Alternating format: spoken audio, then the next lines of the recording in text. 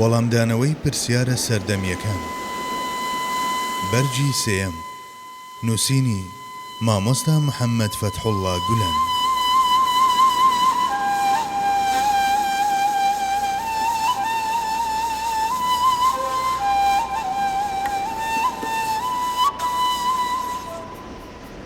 بۆچی قورئان باز لە کەسانی وەکو ئەبوو لەهەب دەکات؟ دەتوانیت حیکمەتەکەیمان بۆ ڕوون بکەیتەوە؟ ئایا چۆن لەگەڵ ڕەوان بێژی ئەودا یەک دەگرێتەوە؟ ئەبوو لەهەب سەرەڕای ئەوەی لە جێیەکی نزیک لە خانەی نوریندا دەژیا کەچی هێندە بەدبەخت بوو کە نەیتوانی سوود لەم نورە وەربگرێت. بە ئەندازەی بەدبەختیەکەی شێعیناد و کەللەڕەق بوو. ناوە ئەستێکەی عەبدولعەزایە. ئەو سورەتەی کە باسی ئەبوو لەهب دەکات بەم جۆرەیە: تبت يدا أبي لهب وتب ما أغنى عنه ماله وما كسب سيصلى نارا ذات لهب وامرأته حمالة الحطب في جيدها حبل من مسد. ئەو هەمیشە ئیرادەکەی لە شەڕ و خراپەدا بەکاردەهێنا. دەرک و داڵی دەخستە سەرڕێی پێغەمبەری خوا و ئاگری لەسەر ڕێگەی کەعبە دەکردەوە. بێگومان سزاکەشی لە جۆری کردەوەکەی دەبێت و ئاگر دەبێتە شوێنی.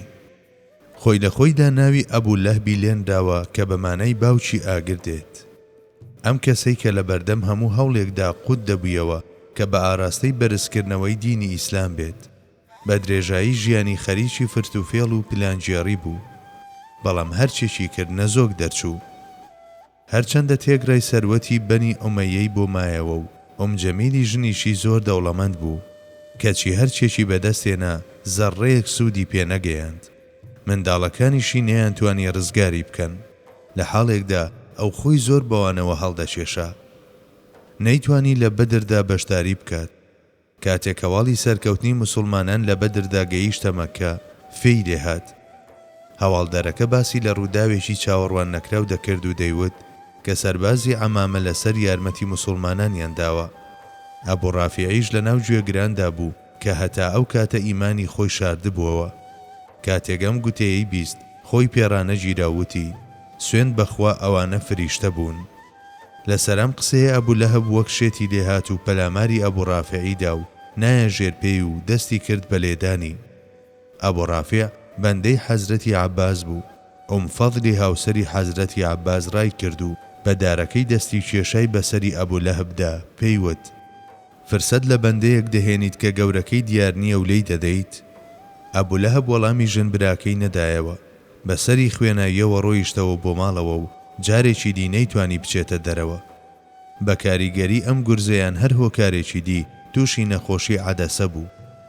لەو ڕۆژگارەدا ئەم نەخۆشیە لە تاعون ترسناکتر ئەژمار دەکرا.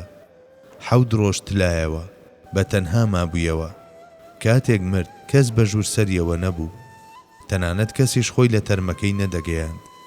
لە کۆتاییدا خەڵکی شەرم گرتنی چەند دەشتەچێکیان بەکرێ گرت و لاشە بۆن کردوەکەیان لە ناو چاڵێک کاویشت و بەبەرد سەریان گرت. سەرەڕای نزیکبوونی لە پێغەمبەرەوە نەک هەر سوودی لەو نورە وەرنەگرت، بەڵکو یەکێک بوو لە دوژمنە هەرە سەرسەختەکانی. لەبەر ئەمە هەم لە دونیا و هەم لە قیامەتدا شایستەی سزایەکی تونند و تیژی بەدەستێنا. لە دنیادا ئەوەی بەسەر هاتوو لەو دیویش دەگەڵ کردەوەکانیدا بەتەنها ماوەتەوە. هاوسەرەکەی ژنێکی دەوڵەمەند و خانەدانی هۆزی بەنی ئومەیە بوو. دوژمنایەتیکردنی پێغەمبەری خوا وەک بڵێ چێژێکی سادیستیانەی پێدەدا. لە زۆربەی ئەو مامەڵە بێئەدەبیانەی کە دەرحەق بە پێغەمبەری خوا دەکران بەشداری دەکرد و تامێکی قوڵی لێدەکردن. دەرکوداڵی دەگواستەوە بۆ سەر ڕێگەی پێغەمبەری خوا و تەختەی بە مەبەستی سووتاندن لەسەر ڕێگەیدا خڕ دەکردەوە و چێژێکی تەواوەتی لەم کارانەی دەبینی. لە ڕاستیدا هێندە دیلی دەستی خۆشگوزەرانی بوو کە چەندەها خزمەتکاری بەکار دەهێنا. بەڵام ڕق و قینی بەرامبەر بە پێغەمبەری خوا بە جۆرێک بوو کە ئەم ژنە لە خۆباییە غروری دەنایە ژێرپێی و کارێکی ئەنجام دەدا کە لەو ڕۆژگارەدا تەنها خزمەتکار و جاریەکان دەیان کرد. بێزی نەدەهات جوانترین خشل بە بەرەوشیدا هەڵواسێت کەچی دەتبینی پەتی لە ملی ئاڵاندووە و دار و تەختەی لە کۆڵ ناوە.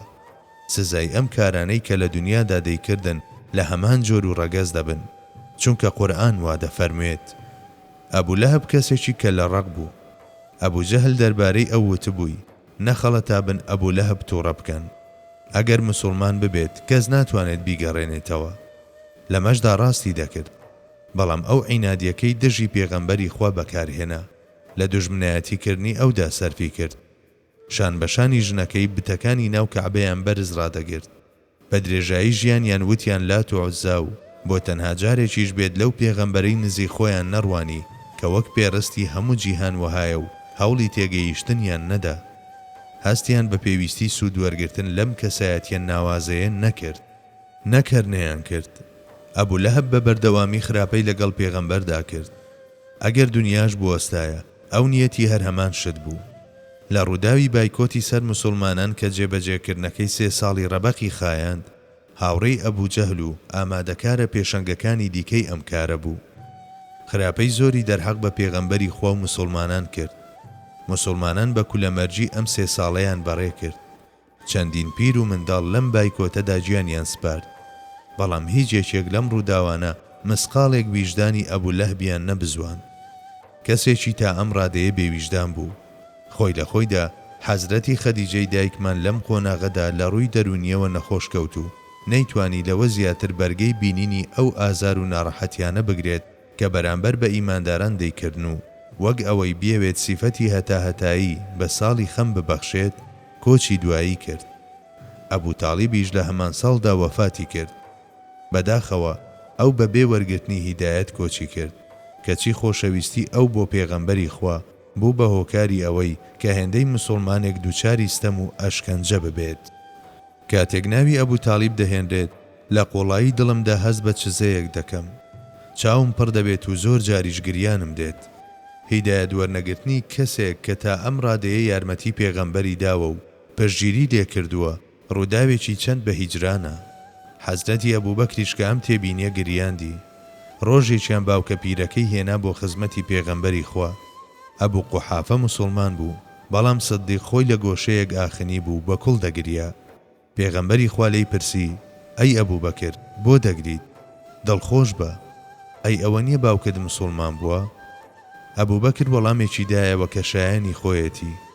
خۆزگە ئێستا لە بری دەستی ئەبوو قوحافە ئەبوو تاڵیب بەیعەتی پێدەدایت، چونکە تۆ ئەبوو تاڵیبت لە ئەبوو قوحافە زیاتر خۆش دەویست. خۆشویستراوی تۆ بەسەر ئەبوو قوحافەدا پێش دەخەم ئەگەر باوکیشم بێت. ناتوانین بە دەرخستنی میهرەبانیەکی زیاتر لە میهرەبانی خوایی بێڕێزی بنوێنین، بەڵام ناشتوانم بەسەر دڵمدا زاڵ ببم. ئای چەندم حەز دەکرد نۆ لەدەی هەموو چاکەکانم بدرایە بە ئەبوو تاڵیب و تەنها یەک لە دەم بۆ بمایەتەوە و ئەویش ڕزگاری بووایە. لەوانەیە حەدم نەبێت شتێکی لەم جۆرەش بڵێم، بەڵام لە سەرەتاوە وتم ناتوانم بەسەر دڵمدا زاڵ بم، چونکە بە درێژایی چەندەها ساڵ پارێزگاری لە گەورەکەی من کرد و پاراستی و ئازار و ناڕەحەتیەک نەمایەوەنەی چێژێت. بەڵام ناشتوانی شتێکی لەمە زیاتر بڵێ، کەسیش مافی نییە شتێک بڵێت، چونکە ئەو بۆشاییەی کە لە نێواندایە دەبێتە ڕێگر لە بەردەم درێژبوون و گەیشتنی و دەستی یارمەتی پێغەمبەر بۆی. لە کاتێکدا کە ئەبوو تاڵیب تا ئەم ئەندازەیە پێغەمبەری خوای دەپاراست، مامەکەی تری ئەبوو لەهەب هەموو جۆرە ئەشکەنجەیەکی پێڕەوا دەبینی. پێغەمبەر هۆز بە هۆز دەگەڕا و دینی ئیسلامی پێدەگەیاندن و خەڵکی بانکێش دەکرد، کەچی ئەبوو لەهبی قەشسووری دەم و چاوسوور وەکو سێبەرێک بۆ هەموو جەیەک بە شوێنیەوە بوو، هەوڵی دەدا بە درۆی بخاتەوە. لە کاتێکدا ئەوانەی کە لە ڕووی هۆز و ئێلەوە دوورترین بوون لە پێغەمبەری خواوە دەهاتن و لە پێغەمبەر نزیک دەبوونەوە، ئەو بە پێچەوانەوە دوورکەوتنەوەی کردبوو بۆ وەزیفەی خۆی. دەبێت چ کوێریەک بووبێت وەها خۆرێکی نەدیت کە لە تەنیشت خۆیەوە هەڵهات و گەورە بوو. ئەمێستا ئەگەر قورئان سەبارەت بە کەسێکی لەم جۆرە بڵێت دەستی وشک بێت، عینی حەق و بەرژەوەندی نییە. ئەگەر وای پێنەوترایە مافی ملیاران مسلمان پێشێڵ نەدەکرا، هەڵوێستێکی لەو جۆرە چۆن لەگەڵ شێوازی پڕ لە حیکمەت و بەرژەوەندی قورئاندا یەک دەهاتەوە. دووەم، زۆرێک لەوانەی خراپەیان بەرامبەر بە ئیسلام کردووە، ڕاستەوخۆیان ناڕاستەوخۆ ئاەتیان لەبارەوە نازڵ بووە. وەلیدی کوڕی موغەیرە یەکێک بوو لەمانە. قورئانی پیرۆز دەربارەی دەفەرموێت فقتل كيف قدر باوکی خالیدی کوڕی وەلید بوو، بەڵام یەکێک بوو لە دوژمنە سەرسەختەکانی پێغەمبەری خوا. هەمیشە بیری دەکردەوە لەوەی داخۆچۆن بوختان و تۆمەتێک هەڵبەستێت. دوودڵ بوو لە نێوان شاعیر و کاهین و ساحیردا و نەیدەزانی کامیان هەڵبژێرێت. دواتر بڕیاریدا ناوی سیحر لە قورئان و ساحیریش لە پێغەمبەر بنێت. خوای گەورەش لەسەر ئەمەدا بەو ئاەتەی سەرەوە سەرزەنشتی کرد. چەندەها بێباوەڕی دیژنۆمە کران و هەڕەشەیان لێکرا. مادەم حاڵەکە بەم جۆرەیە، ئەگەر ئەبولەهەب بپەڕێنرایە داخۆ لەگەڵ جیهانی بوونی قورئاندا دەگونجا؟ بێگومان نەخێر، چونکە لە جەیەکدا کە وەلیدی کوڕی مغەیرە لۆمە دەکرێت، ئەگەر ئەبولەهەب ڕیسوان نەکرایە شاید حاڵانی ئەمڕوو داوە تووشی ئەو گومانە دەبن کە ئەبولەهەب سەرەڕای دوژمنایەتی بێ ئامانی بەرامبەر بە پێغەمبەری خوا تەنها بەهۆی خزمایەتی و نزیکی لە پێغەمبەرەوە لەم لۆمەکرانە هەڵاوێر دەکراوە. قورئان مۆڵەتی بەمە نەدا و ئەبولەهبی لە ڕیزی موشریکەکانی تردا حساب کرد. سێم، ئەم سوورەتە لە مەکەدا دابەزی. ئەبولەهبیش چەند ڕۆژێک دوای جەنگی بەدر مرد. مانای وایە هەواڵدان لە غەیب لە گۆڕێدایە. ئەبولەهب و ژنەکەی بە بێباوەڕی دەمرن و هەرچی قورئان فەرمووی وەک خۆی هاتە دی. هەروەک چۆن پێغەمبەری خوا پێش جەنگی بەدر ئاماژەی بۆ شوێنی کوژرانی سەرانی قوڕەیش کرد و لە ئەنجامیشدا هەر یەکەیان لە جێگەی دیاریکرا ئەم هەواڵدانە ژوورەی معنەوی ئیماندارانی بەرز کردەوە. بە هەمان جۆر مردنی ئەبولەهبیش بەو جۆرەی کە باس کرا هێزی معنەوی زیاتری بە موسڵمانان بەخشی و جگە لەمەش بێداری دەکردنەوە. چونکە هەر شتێک قورئان هەواڵی لەبارەوە بدات وەکو خۆی دێتە دی. پەیمانی سەرکەوتن لە گۆڕێدا بوو، مانای وایە ئەویش ڕوو دەدات. لە ڕۆژگارێکدا کە هەمووان دوژمنایەتی مشتێک موسڵمانیان دەکرد، ئەم جۆرە ورە بەرزکردنەوە معنەویانە شتانێکی کەم نەبوون. بە پێچەوانەوە لە سۆنگەی ئەو دەرەنجامە ئەرێنیانەوە کە بەرهەمیان دێنا پێویستیش بوون. جاری وایە بەڵام موسیبەتێکی بچووک بێداریەکی وەها لە مرۆڤدا دروست دەکات و لە ڕووی ژیانی معنەویەوە شتانێکی وەهای پێدەبەخشێت. ئەگەر پەردە هەڵبژیرێت و ئەو شتانەی بڕیارە بەدەست بێن ببینرێن، هەمووان بە دڵ و بەجیان خوازیاری هاتنی ئەو بەڵاو موسیبەتە دەبن. ئەو شتانەی دواتر بەدەستدێن موسیبەتەکە دەخەنە حوکمی نەبوونەوە. ئەگەر ئەم جۆرە گفتارانە سەبارەت بەوانەی کە دۆڕانیان یەکلایی و دڵنیا بووەتەوە نەوترانایە، هیچ جۆرە کاریگەریەکیان لەسەر دەرەنجامەکە نەدەبوو. ئەوەی دەبوو ڕووبدات ڕووی دەدا و چارەنووسی بەدی ئەوان مقەدەر بوو. لە ڕاستیدا لێرەدا باز لە چارەنووسی بەدی یەک دوو کەس دەکرێت. خۆ ئەگەر لە ڕوانینی یەکەمدا ئەم شێوازەوە دەربکەوێت کە کەرامەتی ئینسانی دەوروشێنێت، وەلێ ئەگەر لەو ڕووەوە هەڵبسەنجێنرێت کە لە دەرەنجامدا ملیۆنەها مرۆڤ بەرەو بەرزاییەکان باڵدەگرن، یان هیچ نەبێت لە پێناو نەکەوتن بۆ ناو چارەنووسێکی وەها و شیارانەتر ڕەفتار دەکەن، ئەوە حیکمەتێکی دی جێگای یەکەم تێبینی دەگرنەوە. بەمەش دەردەکەوێت باسکرانی ئەبولەهب و هاوشێوەکانی لە قورئاندا چەند پێویستە و لە ڕووی دەرونی و زانستی پەروەردەشەوە چەند فێرکار و پەندبەخشە. چوارەم، لە کۆتاییدا پێویستە ئەمەشی بۆ زیاد بکەین. ئەم کاریگەریەت دەرونیە هەروەک لە باوەڕداراندا بێداربوونەوەیەکی لەو جۆرە بەدی دەهێنێت کە باسمان کرد. لە سەنگەری کوفریشدا گومان و دوودڵی حاصل دەکات. بە گۆڕینی کوفری ڕەها بۆ گومان و دوودڵی هاتنیان بۆ سەرڕێی نور ئاسانتر دەبێت و ئەو تەزدیقەی کە پێشتر تەنها لە ویژدانیاندا بەند بوو لە ژێر فشاری گومانەکاندا ڕێگا بەرەو دڵ و عەقڵ دەدۆزێتەوە و پاشماوەیەکیش ئەنجامەکەی بەدەرکەوتووە. لە دوای ئەمە چەندەها کەس پۆشاچی کوفری فڕێداوە و بەرجی ئیمانی پۆشیوە. ئەمەش لە سۆنگەی ئیمان و مرۆڤیەتیەوە قازانجێکی کەم نییە. بەدەستێنانی دەرەنجامێکی لەم شێوەیە بە باسکردنی سەرنویشتی بەدی چەند کەسێک شێوازێکی معجیزەیی وەهایە کە تەنها لە قورئان دەوەشێتەوە و هەتا ئێستاش دەرەنجامێکی لەم جۆرە بە نسیبی هیچ جۆرە گفتارێکی دیکە نەبووە. ئەمە وەک ئەوە وایە بە هەڵدانی بەردێکی بچووک بۆ ناو زەریا هەزاران شەپۆلی مەزنی قوڵ و ڕەنگاوڕەنگ بەرهەم بێت. ئەم شەپۆلانە لەو کاتەوە تا ئەمڕۆ لە دڵی سەدان و هەزاران و بگرە ملیۆنان کەسدا هەر هاژەیانە. بەڵێ، قورئان بەڕاکێشان و پاڵنانی مژدەبەخش و ترساندن لە هەمان ئەو کاتەدا کە هەواڵ لەبارەی مردنی بێباوەڕانەی کەسێکەوە دەدات، خاوەنی ئوسلوبێکی وەهایە کە دەبێتە هۆکاری هیدایەتی ملیۆنەها کەس.